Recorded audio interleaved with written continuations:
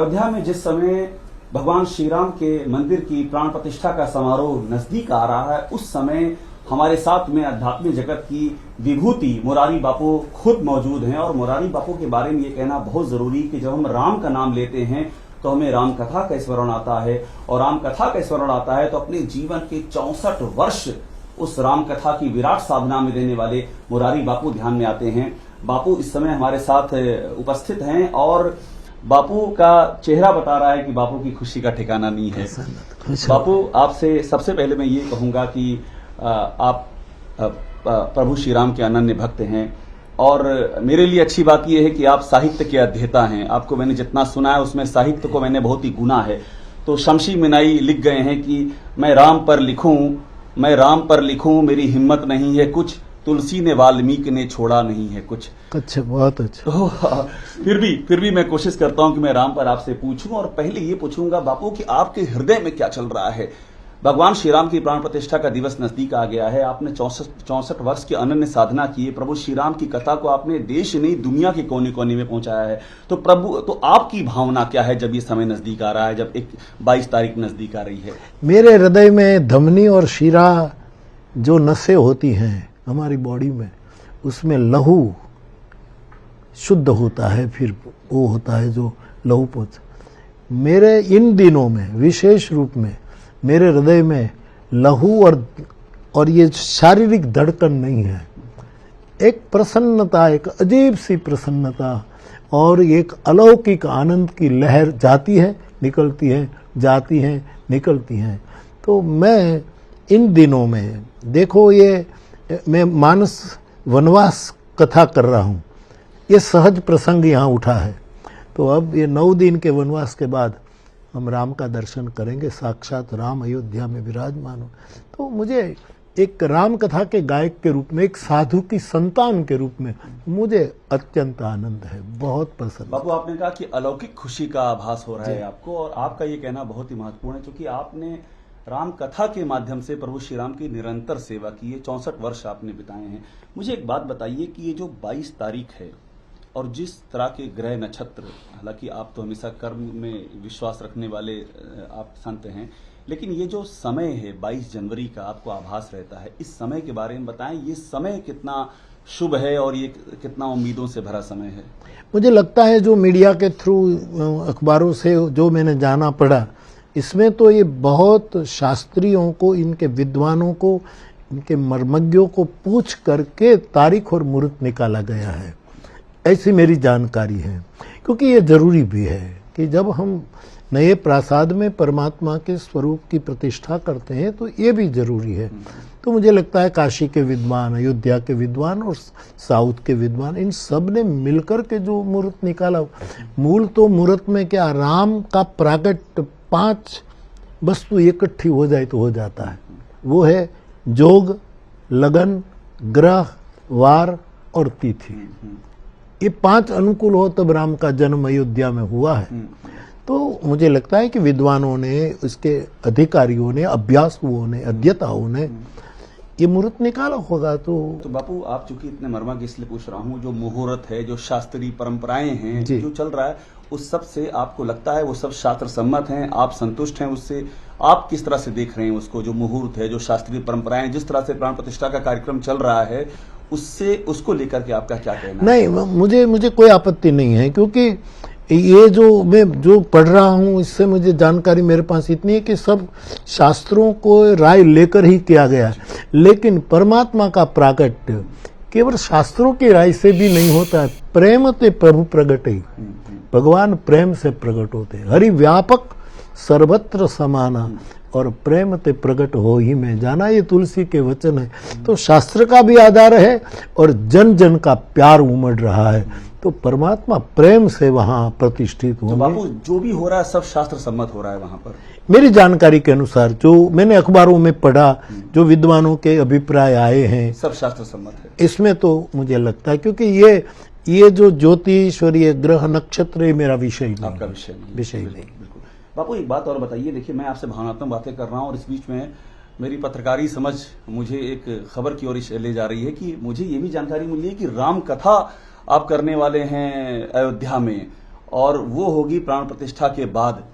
तो मैं इसमें क्या ऐड करूं, आप ही बताइए इसके बारे में। नहीं, वो राम जन्मभूमि न्यास के जो प्रमुख है चंपत राय जी, उसने मुझे निमंत्रित किया है।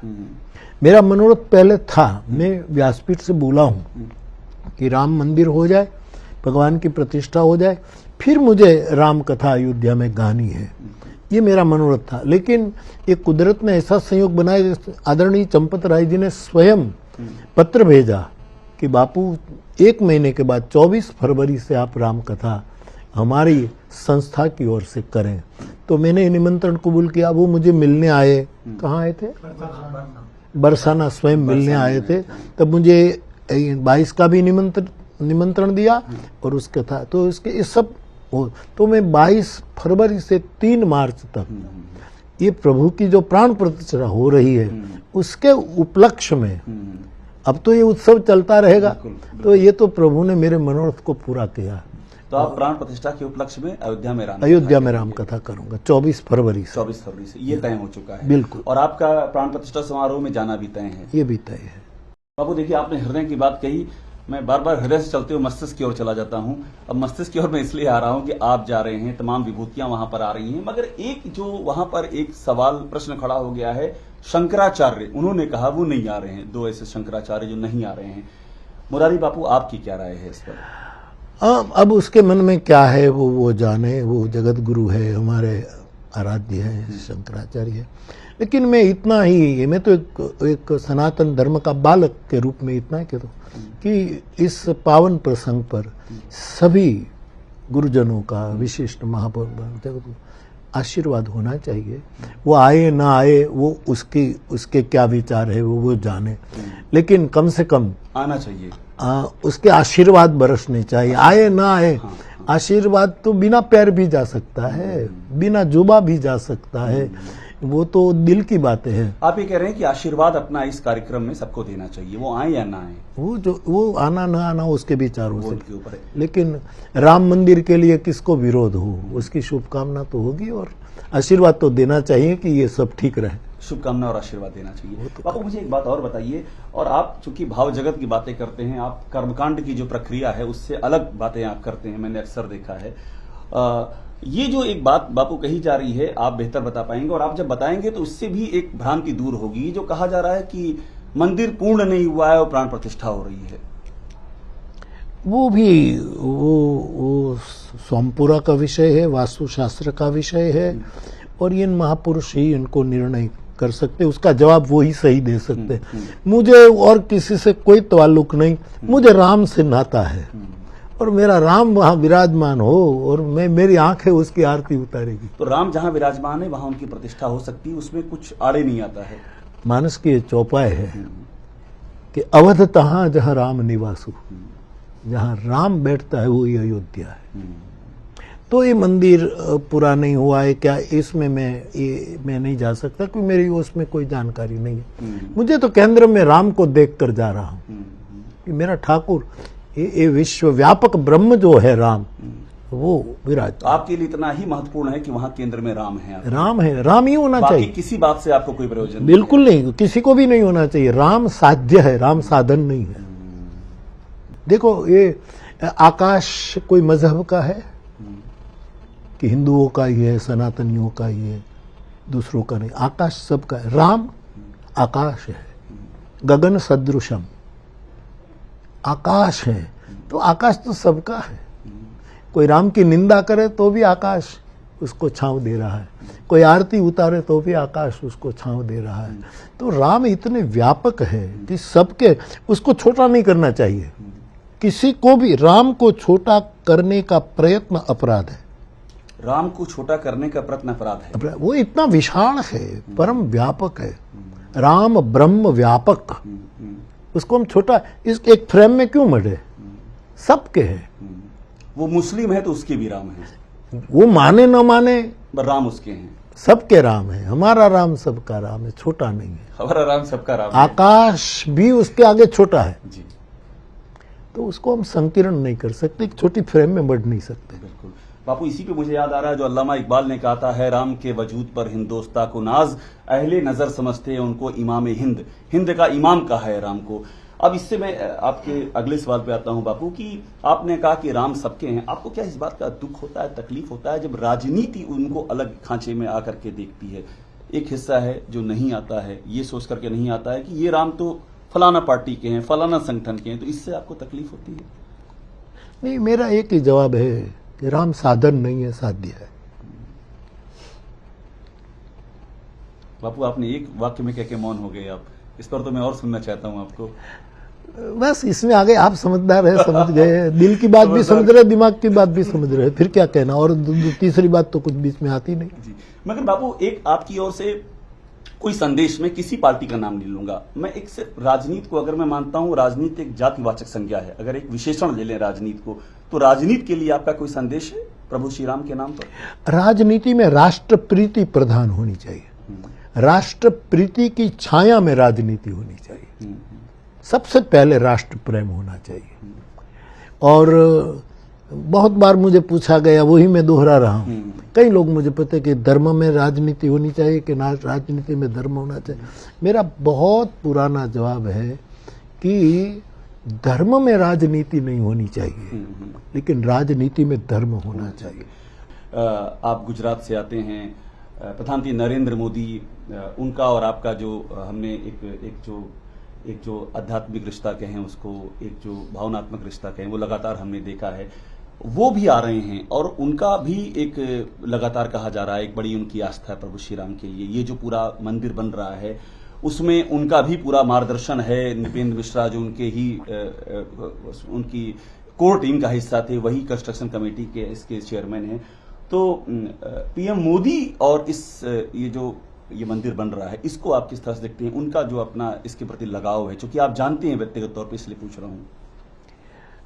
नहीं, सभी ने काम किए हैं, पूरा इतिहास आप जानते हैं कि राम मंदिर का जो चला, इसमें कितने कितने लोग उसमें जुड़े और चलते चलते चलते, तो हमारे यशस्वी प्रधानमंत्री उसके काल में उसने भी प्रयत्न किए, और आज जो बन रहा है और वो भी इतनी श्रद्धा लेकर आ रहे हैं, तो स्वागत है, स्वागत है, इसका तो योगदान है ही।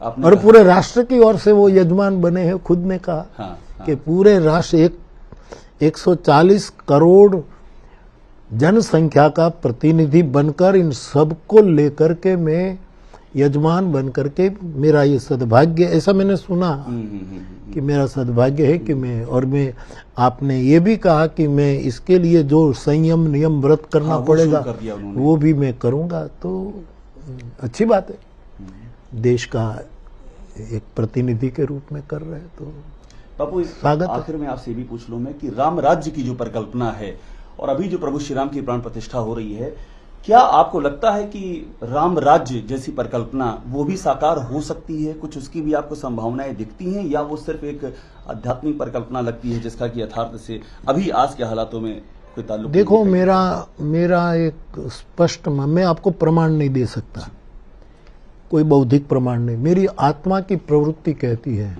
कि भारत के द्वारा, भारत के निमित्त विश्व में बहुत अच्छा समय आएगा। उसको फिर राम राज्य कह दो, प्रेम राज्य कह दो, जो नाम देना चाहो। ये भारत के निमित्त आएगा, मतलब भारत इसके केंद्र में होगा, भारत केंद्र में होगा। हमने इतनी सालों से कथा गाई है, उसका कुछ परिणाम तो आएगा। 64 साल पूरी जिंदगी दे दी है गाते, किसी से कुछ लिया नहीं, केवल दिया। लिया तो बहुत कम लिया कि गंगा जल ला दो, रोटी पका दो, खिला दो, और कुछ लिया नहीं। तो ये सब मिलकर के ये घटना घट रही है, और मुझे लगता है कि राम मंदिर में प्रतिष्ठा होने के बाद तो राम राज्य और पूरे विश्व में शुभ होने की एक बहुत मंगल सगुन होना, ये एक नया त्रेता युग आ रहा है, नया त्रेता युग। यस, ये कलयुग में राम राज्य का शगुन है ये। हाँ, शगुन मेरी दृष्टि में, मेरी व्यक्तिगत, कोई स्वीकार करे न करे इससे मुझे कोई, लेकिन ये 22 तारीख से मेरी व्यक्तिगत धारणा से कलयुग में त्रेता युग शुरू हो रहा है। तो आपने ऐसी बात कह दी है कि अब जो 22 को नहीं आ पा रहे हैं, सिक्योरिटी कंसर्न है, वो तो उमड़ जाएंगे 22 के बाद आने के लिए। कलयुग में त्रेता युग का आपने शगुन की बात कही है, क्या होगा? लोग उमड़ेंगे आने के लिए, दर्शन वैसे ही आना लोगों की चाहिए, लालायित वैसे ही हैं। आते हैं लेकिन लोग आपने आएंगे। जो बात कही है कलयुग में त्रेता युग का, ये तो बहुत ही उत्साह देने वाली बात जी, है जी, राम भक्तों को। ठीक है। बापू, पूरी दुनिया में, अंतिम प्रश्न है, पूरी दुनिया में क्या संदेश जा रहा है? ये जो प्राण प्रतिष्ठा हो रही है, इसका पूरी दुनिया के लिए संदेश क्या है? राम पूरी दुनिया के व्यापक ब्रह्म है। तो मैं 80 साल की ओर जा रहा हूं, उम्र के 2 साल बाकी है, 80 में प्रवेश कर जाऊं। मैंने अपनी जिंदगी में किसी मंदिर में प्रभु की प्रतिष्ठा में ऐसा माहौल मैंने नहीं देखा कि जिसमें पूरा हिंदुस्तान शरीक हुआ हो, विदेश भी शरीक हुआ हो।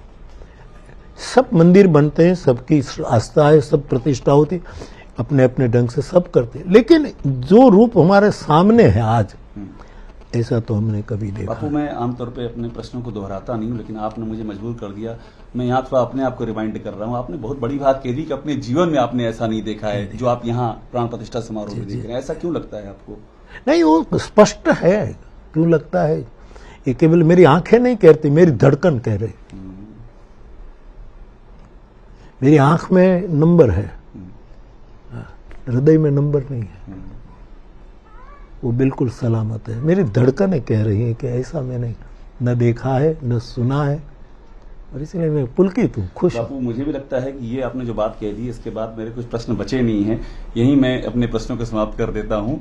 बहुत आपका धन्यवाद हमसे बात करने के लिए, मुरारी बापू। और बहुत बड़ी बात कह रहे हैं, और सबसे अहम बात है कि ये जो भावनात्मक चरमोत्कर्ष है राम मंदिर की प्राण प्रतिष्ठा का, जो जन भावनाएं जुड़ी हैं, जो उसका शिखर है, उस शिखर को इंगित करके ये कह रहे हैं कि ये कलयुग में त्रेता युग का शगुन है।